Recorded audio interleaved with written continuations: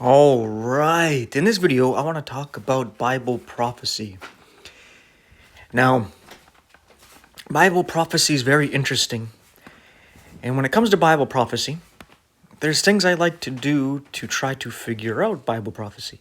The first thing is to read it and to think about it. And then, of course, pray about it and ask God about it. And, compare scriptures to scriptures. And then compare things to history, because there's nothing new under the sun, right? And then look at world events, what's going on, and see how these things are possibly unfolding or actually are unfolding right now. And another thing I like to do is I like to take other people's perspectives, whether it's a denominational views perspective on prophecy, or if it's an individual's perspective on prophecy, and even unbelievers' views, such as what Muslims may say about prophecy, or the Catholics or the Buddhists, and maybe ancient pagan beliefs about the end times. Not because I believe in what they believe, but I believe, such as with Christians, we might not see the whole picture. We might be looking at the same picture of prophecy, but we're looking at it from different angles. So we might be seeing things that are actually true, but we're not seeing the whole picture. So I like to take all of our views and try to put them together, because I think we all are seeing a piece of the truth. So if we're able to just come together and put everything that we're seeing together, it might put the picture together. But I also think that in these unbelieving groups, that there's some truth there, not as much. A lot of times it's very little, but there's little things there that obviously line up with some of the things going on in the scriptures. For example, like Muslims, they believe in a coming Mahdi, and they believe that Jesus is going to come back, and they're going to convert the world to Islam, basically, right? And they believe that they will kill off the infidels, and they're actually cool with that, right? But from our point of view, the ones who are coming are the bad guys, and they're actually going to be killing the true believers, right? So what they're believing is true, but they're just looking at it from a flip side of it's a good thing instead of a bad thing, right? So there is some truth there, and you get the enemy's perspective on it, and it can help you understand things, right? The same thing with all these other groups. There might be a little bit of truth there. But obviously, most of the time, if it is truth, they're going to be looking at it upside down and backwards. So you take it with a grain of salt, right?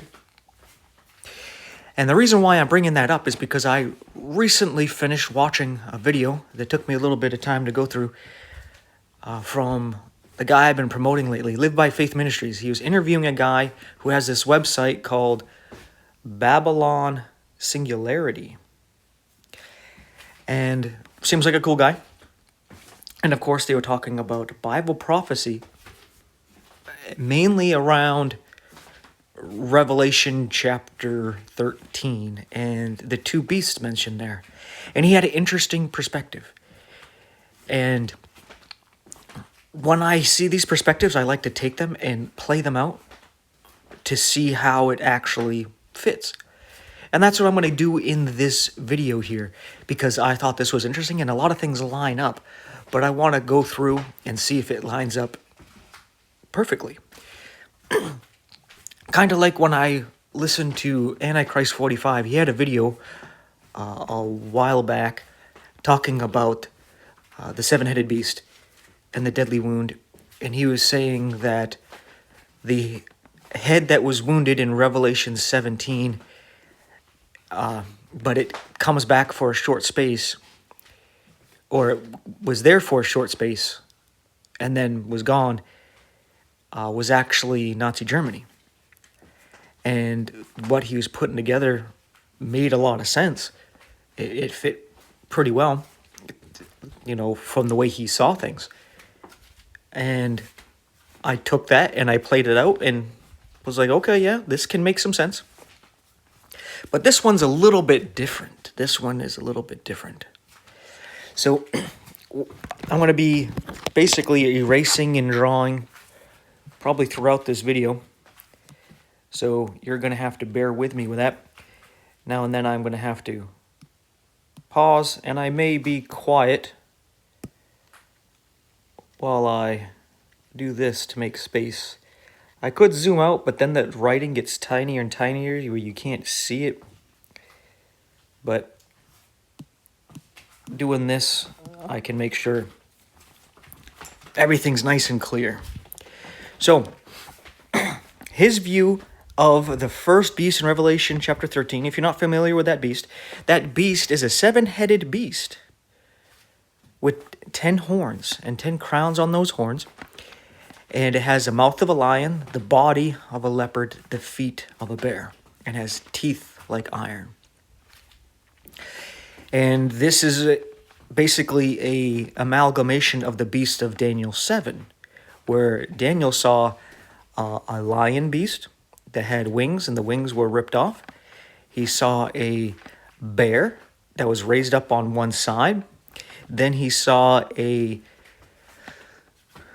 4-headed leopard with 4 wings. And then he saw a beast that he didn't have a name for, because it was something that was just terrible, something terrifying. And it had 10 horns on it. And that, it's an interesting beast there, but it does mention it having iron teeth. So you can see how all these beasts eventually come together for that Revelation 13 beast. And it has something to do, obviously, with Satan, because in the chapter before, in Revelation 12, we read about Satan being described as the serpent of old, the devil, and a 7-headed red dragon that is cast down to the earth. But you see, he's a spiritual being, so spiritually he is that beast. But his physical form is obviously going to be different. Excuse me there. Needed a drink. And this is why I have said in the past, when I was reading Revelation 17, when you have 7 heads, you think, oh, they're 7 kings. But then it tells you they got 10 horns, and those are 10 kings. So it's like, so there's kings on top of the kings? And that's where I was realizing what they were. You see, the beasts are not physical beings. It's a spiritual entity. Just like when Daniel was praying to God and fasting, because he wanted help to understand what he saw, it took 21 days before Gabriel came to him. And when Gabriel came to him, he said, I was sent as soon as you started praying. As soon as you set your heart to know and understand, God sent me. But the prince of Persia came and prevented me until Michael helped me. So you see there that Gabriel is a spiritual being, an angel. And it wasn't the physical prince of Egypt that was trying to prevent Gabriel. It was the spirit behind Persia, behind the king. A spirit, a fallen angel, was trying to prevent Gabriel from doing what he went to do.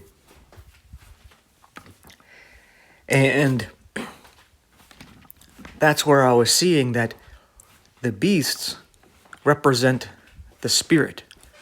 The horns represent the physical representation.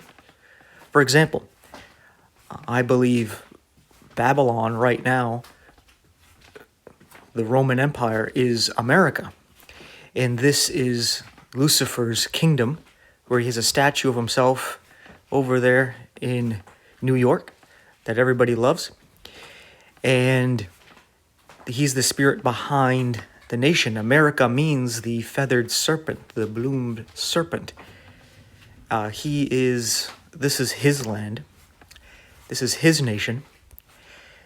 And he hides behind the Christians because he's self-righteous and he knows that we're basically a shield to protect him from God. So he's able to do all the horrible things he does without God destroying him, because he learned from Sodom and Gomorrah.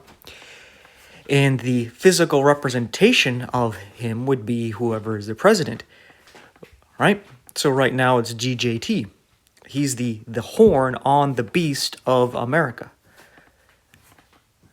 You follow?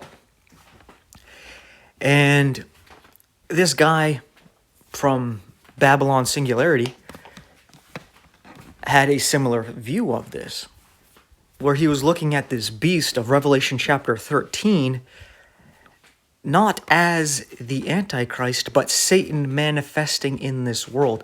Because he was saying that the incarnation of God was a miracle. It was something sacred. It's not something just willy-nilly. So Satan is not going to duplicate that. And when he said that, I was like, oh, I disagree. I don't think he's going to be born of a virgin, right? But I believe there was a ritual that was done.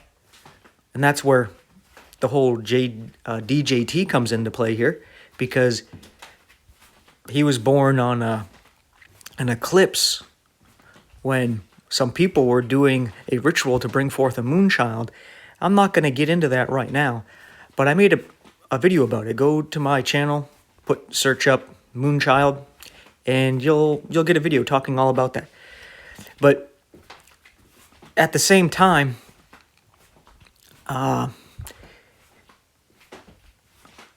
just because you don't think Satan's going to copy it or even try to copy it doesn't mean he's not going to, right? When he was saying it, I was like, that's kind of your opinion. You think what God did was sacred and amazing, but Satan doesn't care, right? He doesn't care. Even if he has to fake it, if he wants to copy it, he's going to. And there's different ways he can do so, such as the ritual I mentioned, such as cloning a body, right? Such as devil possession. And this is something I want to bring up to talk about, because I think this plays a big part in all of this, is Judas. Now, from the beginning, Jesus said, I've chosen you 12 and one of you is a devil. Not that he has a devil, but he is a devil. So Jesus knew he was a snake from the very beginning, but Jesus still wanted to try to reach him. And he used them as an example to show that, see, no matter what, there's just some people, they're just going to reject the truth. They don't believe because they don't want to, right? And this fella here, Judas, who was a devil, when he went to betray Jesus, says he was possessed by Satan. So you see, Satan can incarnate, but it's just not the way God did, right? And what's interesting about this Judas fella is he is called the son. Whoops, I did that backwards. I was going to put son the perdition. Son of perdition. I probably spelled that wrong. But this also has to do with Apollyon or Abaddon.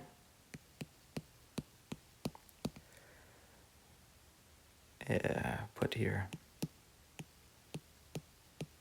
Sorry if I misspelled any of this stuff. Spelling is not my forte. But anyway, how is this all connected? Because Apollyon, Abaddon, mean destruction, destroyer. Son of perdition, perdition means destruction. Right? Judas is called the son of perdition. And when John talks about this beast that was, is not yet is, coming up out of the bottomless pit in Revelation 17, he calls him the son of perdition. And when Judas died, it is said that he went to his own place. That's interesting, right? That's a weird thing to say. He went to his own place. What is hell his own place? Or what's being said here? But you see, Judas is basically a physical representation of Satan. You see, in heaven,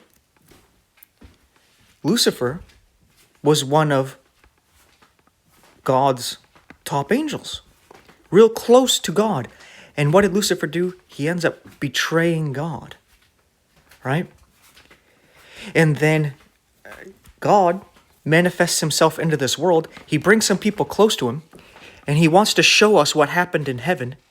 He brings Judas in, knowing who and what he is, but still trying to love him, reach him anyway, like he did with Lucifer in heaven. But Judas still betrays him, right? So he's trying to send you a message here, right? And this right here, I believe, has to do with the incarnation of Satan. And it's interesting as it ties, if we go back to, I was talking about America being Babylon and being Satan's land. And right now his horn would be that little horn, the little trump there, DJT there. That DJT there is acting like he's a Christian when he's obviously not. And he loves that prosperity gospel. And Judas was in charge of keeping the money, and obviously he was a greedy fellow, right? Just using Jesus and everything going on to get his hands on some money, right? And that was quite obvious. And that's the kind of connection this Trump fella has with Christianity. He loves the prosperity gospel because he loves money. He loves gold. And all these people that he's connected with that are using to support him in Christianity are these false Christians, these Judases that love the money. And they want to do the 7 mountain mandate. 7 mountains, like 7 heads. That's kind of weird. Maybe there's a connection there. I don't know. And they want to bring God's kingdom here in this world. And they want to unite church and state. But you see how this Judas, Trump here, is using Christianity to benefit himself. He's using the name of Jesus to promote his own name. And he's ultimately is going to turn and betray the Christians, right?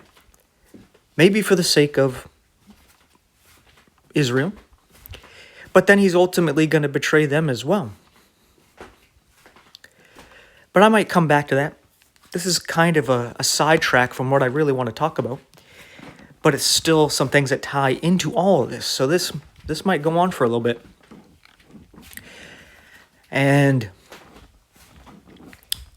this would mean that the second beast in Revelation 13 is different than what you think, because with this guy, Babylon, singularity, he was saying that this first beast is basically Satan coming into this world, but he doesn't think that it's going to be like the same way that what God did. He's going to have a mechanical body.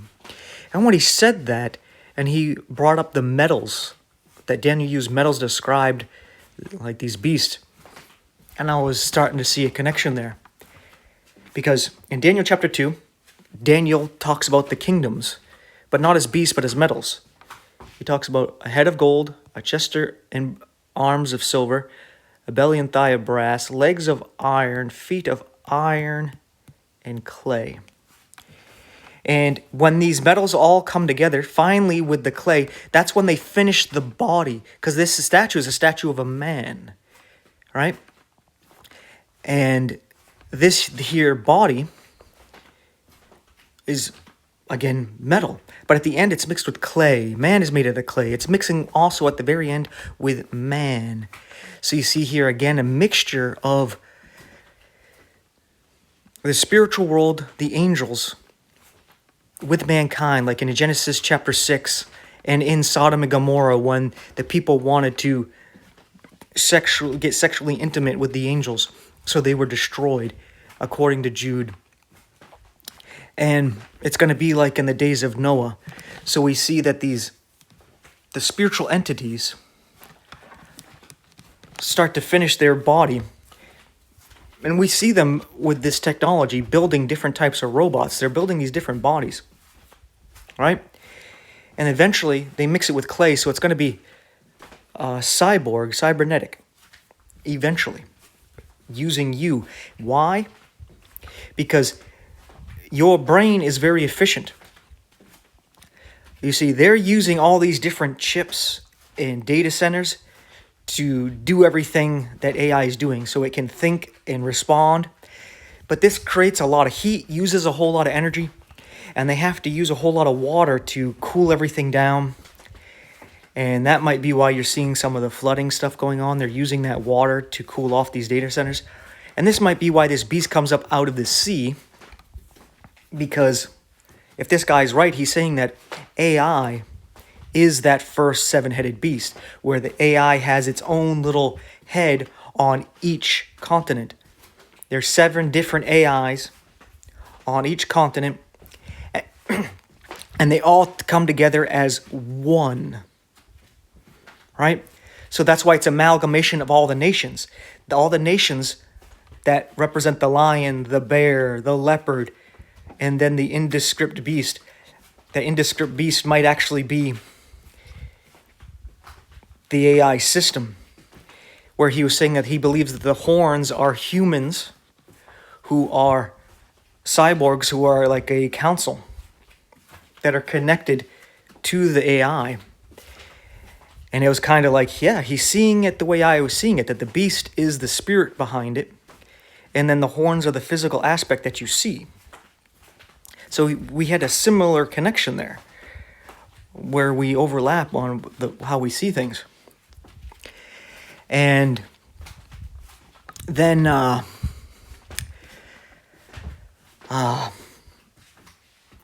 kind of lost my train of thought there for a second. So yes, all these systems come together because North America, South America, Africa, Australia, Asia, Europe, and maybe even Antarctica, or maybe one in the center there at the North Pole or something, I don't know, would be the 7 heads. 7 AIs running over those things, ruling over those things, and using those 10 kings, the 10 physical entities, 10 human, but changed humans, to be its little council, and to govern the world as a one world government, a one world entity, with a one world economy, one world religion, one world media, one world education. And there's something that ends up building this image, though, this body for the beast here. There's a fella named Nebuchadnezzar, right? He was the king of Babylon. And it's interesting that he becomes a beast for 7 years. And before that, he ends up making this image, but he makes it all of gold. And he requires everybody to bow down to it. So you see, Nebuchadnezzar is a depiction of the Antichrist, right? And if he's the one that makes the image, well, in Revelation chapter 13, it says that the beast doesn't make the image. The first beast, the 7-headed beast, the one that we think of as the Antichrist, that 7-headed monster, it's actually the second beast, the lamb-like beast with 2 horns that comes up, that speaks like a dragon. That's the one that makes the beast, makes the image to the beast. So this guy, Babylon Singularity, was saying he thinks that the second beast, the lamb-like beast, is the actual Antichrist. And the first beast is basically Satan incarnate, where this guy is building a body for Satan to come into this world.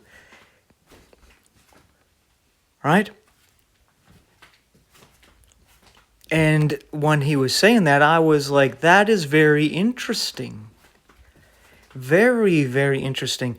Because when you go back, and like I said, you look at Nebuchadnezzar, he's a depiction of the Antichrist.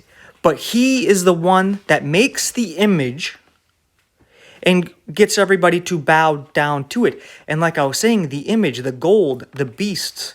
So the gold, silver, bronze, iron and clay. This represents the spiritual entity behind the kingdoms. In Daniel chapter 7, it's a lion, a bear, a leopard, and we'll put a U for unknown kind of beast, right? And this is the spirit behind the kingdoms. And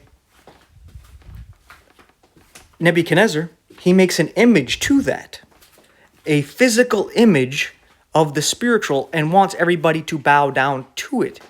But he's the one that becomes a beast for 7 years. So you see that there's the Antichrist. It looks like he's actually the lamb-like beast. And that makes sense because the Antichrist, in place of Christ, against Christ, coming as a lamb-like beast, so he's coming to pretend he's Christian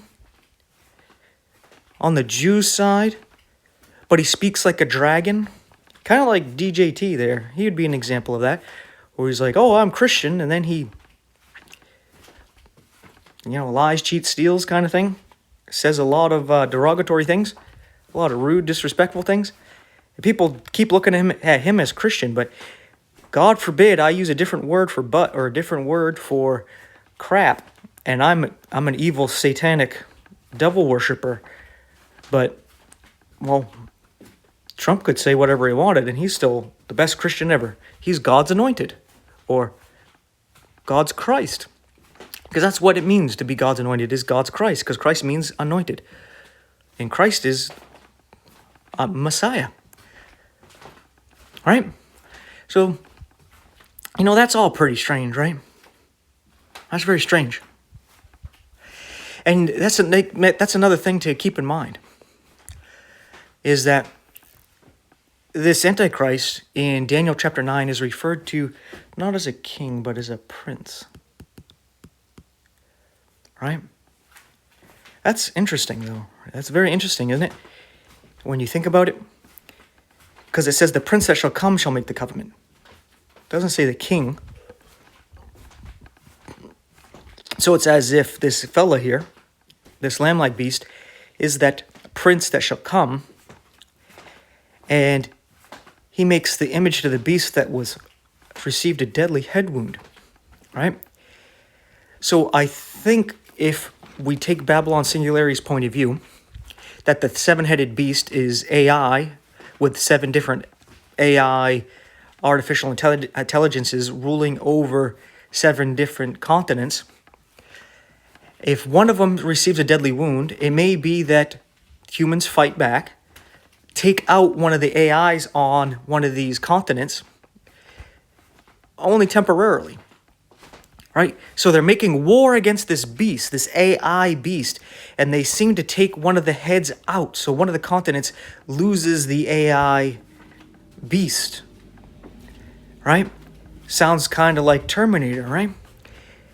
And they think hey, we can fight, we can win, we can actually defeat the beast. But then the deadly wound is healed. They bring back that AI system back online, and it takes over that continent again. And that's when you read in Revelation 13 that they say, who can make war with this beast? We took out one of the heads, and it's back. And then that lamb-like beast, that's when the lamb-like beast makes an image and forces everybody to worship it. Because now it's like you're fighting back. You need to realize who our God is. And this whole thing is just idolatry. Your man is made AI, and now they're making AI their God. So they believe they made their own God. Right? And that's what this all is. This whole thing is idolatry. Through and through. So playing out what this Babylon Singularity was saying, a lot of this seems to line up.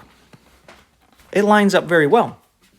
So the deadly head that was wounded is actually, like I said, one of these headquarters for the AI. And I forgot to finish what I was saying about why they would mingle with man. Because why would they would mingle with man? It could be in a way kind of like the Matrix, where they're like, oh, that's foolish to use humans as batteries. But what if the AI is not using humans as batteries? What if you plug yourself in and you get to go to a fantasy world because life sucks? If you plug into the fantasy world, then the AI can then use your brain because it's more efficient. Like I was saying, how these AI data centers need a lot of energy and water to keep them cool and what have you. Your brain has the processing power to do more than their data centers can do, and it does it more efficiently where it uses less energy and creates less heat. That's why they were trying to mix brain cells with their chips, because it makes the chips more efficient. All right? So if you're willing to give your brain over in something like that, even becoming cybernetic, then you finish the image here. And all these things we actually see playing out. Right? And this beast that was and is not yet is, I think that phrase there is representing how this beast used to be manifest in this world. Satan, Leviathan, the seven-headed monster that comes up out of the sea, that comes up into this world, through Babylon. Babylon means a gate to heaven. Or you can say to the spiritual realm, where the gods are. Because the whole point of them building that tower was to go to the gods. Right? And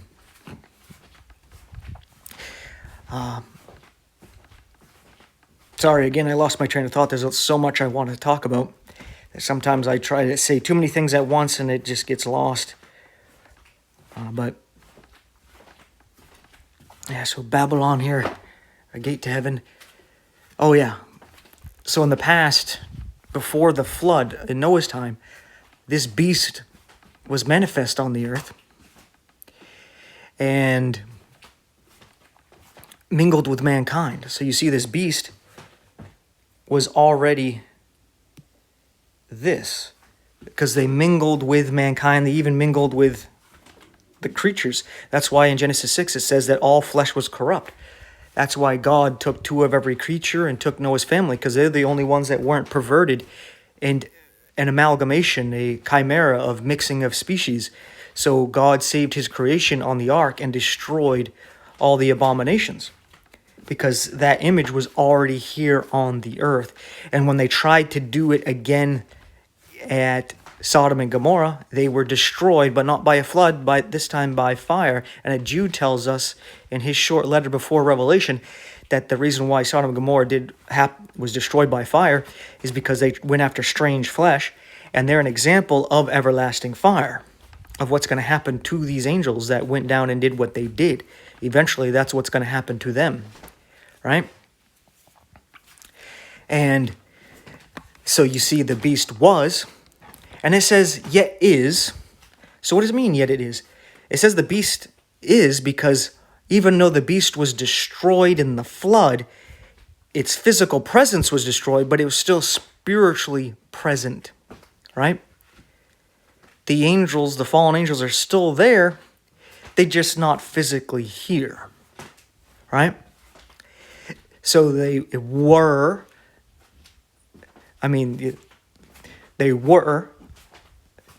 but they're, man, I messed up how it's phrased.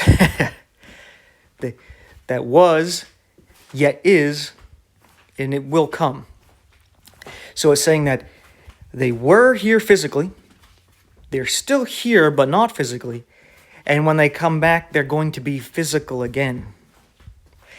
And a big part of that whole thing has to deal with the rapture, where you look at the depictions of the rapture in the book of Revelation, such as Revelation chapter 4 and 12. There's a war in heaven, and Satan is cast down, right? And of course, Satan is cast down in Revelation 12, before Revelation 13, where that beast finally takes full form, right? So the whole infrastructure for that to happen is right here. We're right at the cusp of it, which means we're about to go up. There's about to be war in heaven where Satan is cast down, right?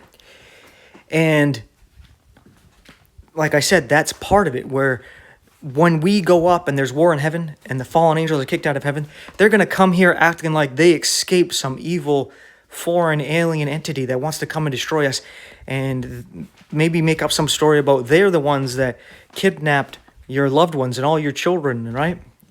And now they want to help fight back against these people and even go find those people to bring them back. But, we need to unite as a one world power, and put all our minds together and even take a mark to chip everybody so we can track everybody to find them if they get taken and all this other nonsense, right? To try to get you to go along with the end time deception. And see these fallen angels come, then you see how, oh, it's how it was, yet is, and is yet to come, right? There is not, yet to come. I think it might be phrased both ways. Now I have to go double check that, because I keep saying it different ways in my head that I got it all messed up, that I'm not sure how it's said now. But I'm pretty sure it ties to that, because when it mentions that, it talks about the beast coming up out of the bottomless pit, out of the abyss. And the ocean at times is depicted as the abyss or the bottomless pit. And in the new heavens and new earth, there's not going to be any more sea, right? There's no more ocean, no more abyss, no more bottomless pit. It's all closed off, which gives you a hint of how things are now and how they're not supposed to be, and how, most of the earth is water, right? Most of the surface, I should say, is water, right? Most of the surface of the earth we cannot just travel on without a boat or some other vehicle of some kind, right? We can't just walk upon it because there's just giant abyss, right? And that explains when we're told about the return of God himself, he's going to level down the mountains and raise the valleys. I believe this has to do with clearing out the oceans.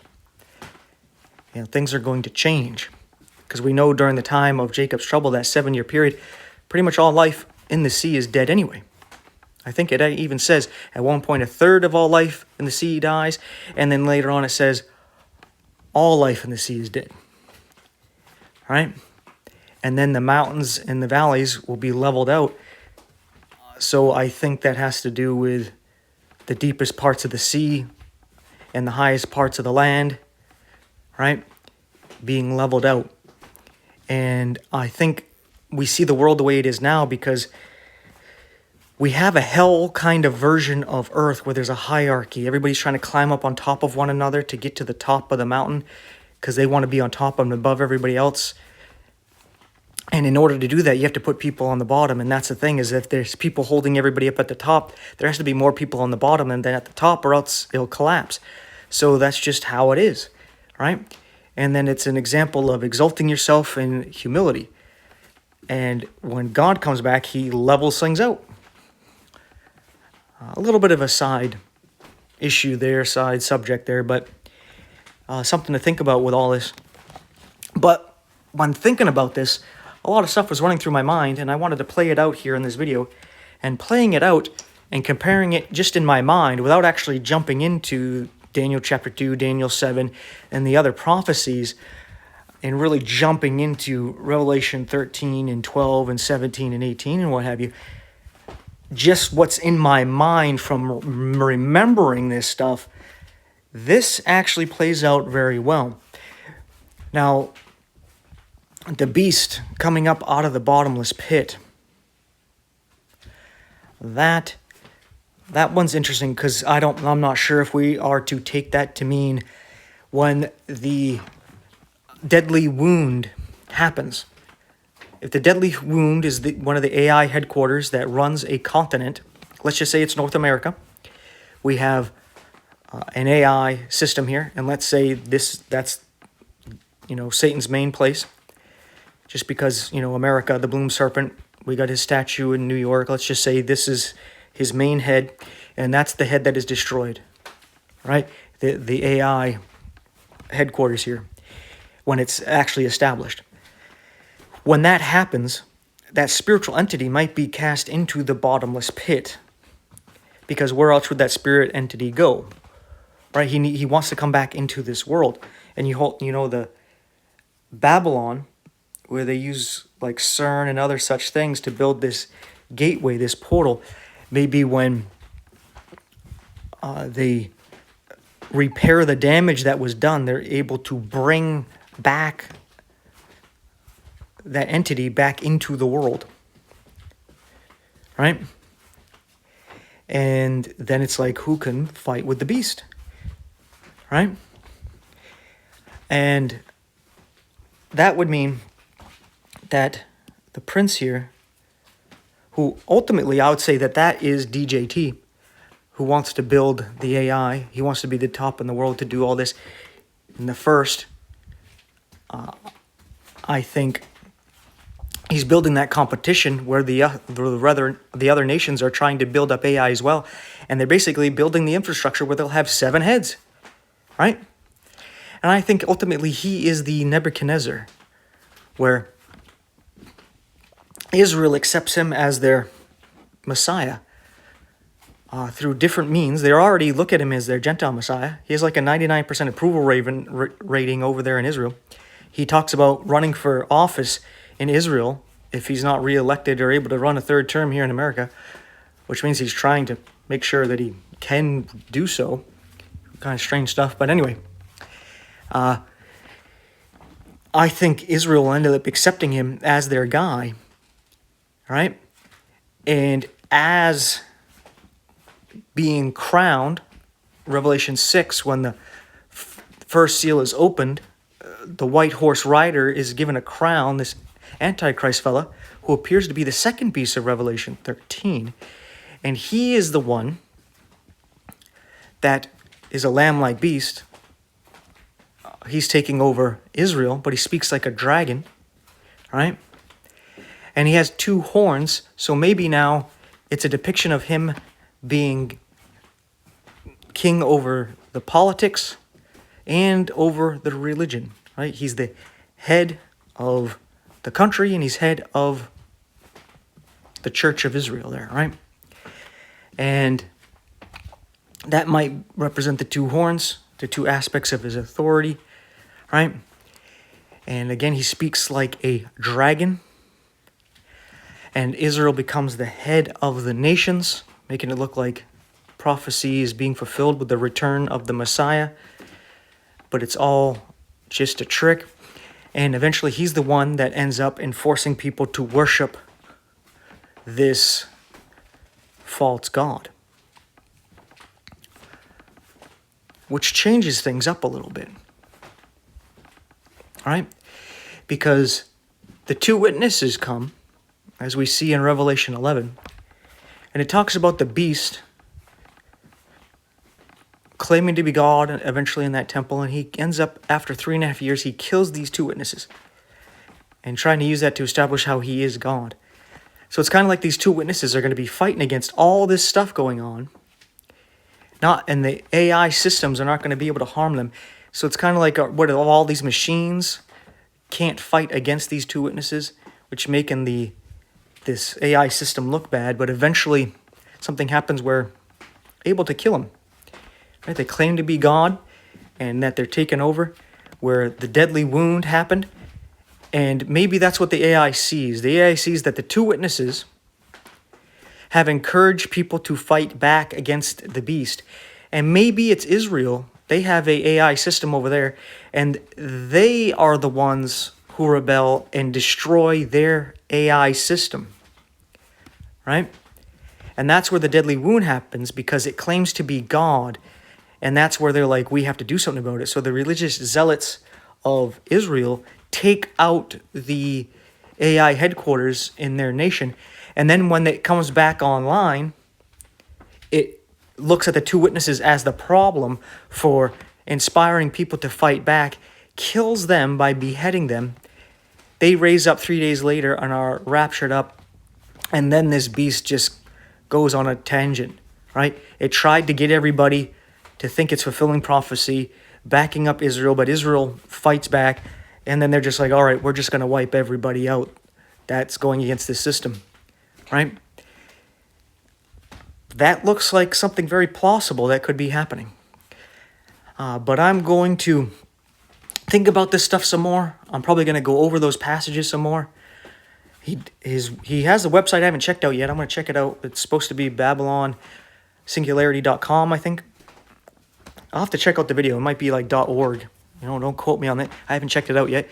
And I'm not necessarily supporting it because I don't know if there's a lot of BS connected to that site, but the guy believes the gospel, he preaches the gospel, so that's a good sign. And, we can all have different views on prophecy. This does not mean that we are not brothers and sisters here. Like I was saying, I think that we might all see things differently when it comes to prophecy. That's why I will take everybody's 2 cents on what they got to say about it. As long as they're a believer, for the most part, I'll take it seriously. Other people I won't take as seriously, but I'll still take that information and I will run it through what the Bible says to see how it plays out, like I did here, real quickly. And yeah, so there'll probably be a part 2 to this eventually, after I put some more thought into it. But I'm actually, I think, out of steam here on the inspiration of talking here. I just realized there's a Y and a polyon after the second L there. So yeah, I know how to spell that. I just misspelled it. So thank you for your forgiveness there. But yeah, I tend to misspell things either because I don't know how to spell or, accidents. I go fast and my hand's not as fast as I think. Sometimes my tongue isn't as fast as I think and I'll start twisting my tongue up and stuff. But usually I'm pretty good with that. Pretty good for the most part. But anyway, that is that. I think this stuff is pretty interesting. I think that this might actually be how it actually plays out. I'm going to go back into the scriptures and then rethink about what that means about the beast. And the woman that rides the beast, I think, again, has to do with Israel. I really do. Because Israel's real gung-ho about using AI, and their mindset seems to be that AI will help them bring the Gentile nations into subjection to them. Right? Where they'll be the head of the nations, and they can mark the Gentiles as basically their slaves, their servants, as they believe that the Gentiles will be their slaves when God returns, when the Messiah comes. And you know how they have it where you can choose to be a slave or not, right? Where you can leave, but if you come back and you get your ear pierced, you're basically saying, I want to stay your slave. So it's like taking a mark, right? The mark in your forehead or in your hand. So there's a lot that ties to that. And they believe that if the Gentiles don't keep the Noahide law, the punishment is death by beheading, which is the death we see in Revelation. So I think there's a lot of things that put this all together. And I might try to do another video later on sometime to try to play this out and maybe illustrate it to help you see what I'm saying here, because I don't know if I'm doing a clear enough job of it. But hopefully you're familiar with the prophecies. This reminds me of my wife said about you've gone a little far with your stuff that a lot of people can't keep up because they don't know what you're talking about. It sounds like a foreign language to them. Because I'm talking to you as if you know Daniel 2, Daniel 7, Revelation 11, 12, 13, 17, 18, and probably a bit more. So you understand what I'm saying without me having to really deep dive into those scriptures. So I understand if you're just kind of like, what? But if that's the case, let me know, and I will do a longer version of this, and we'll jump through the scriptures, which will probably take a bit of time if we're going to jump through all those things. But hey, if it'll help you see what I'm seeing here,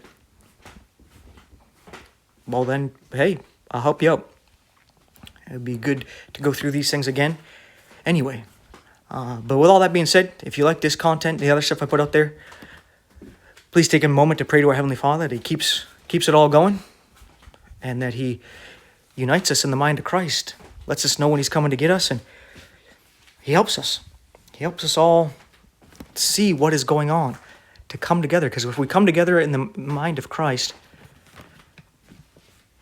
we can put all of the things we're seeing together. And I think if we do that, that's when we'll see what's really going on.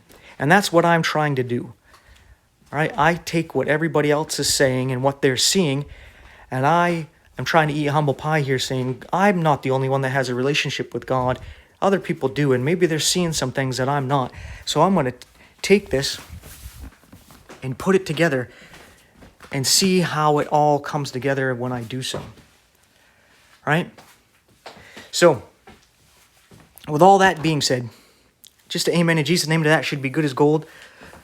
But don't forget to do what Isaiah said and seek out the book of the Lord and read it, putting line upon line, doing what Paul said and studying that word, showing yourself approved unto God, rightly dividing the word of truth, and doing what John said, keeping that word, not denying Jesus' name, protecting that word, preserving it, hiding it in your heart, preaching it, and calling out all those that want to change it, add and remove from it.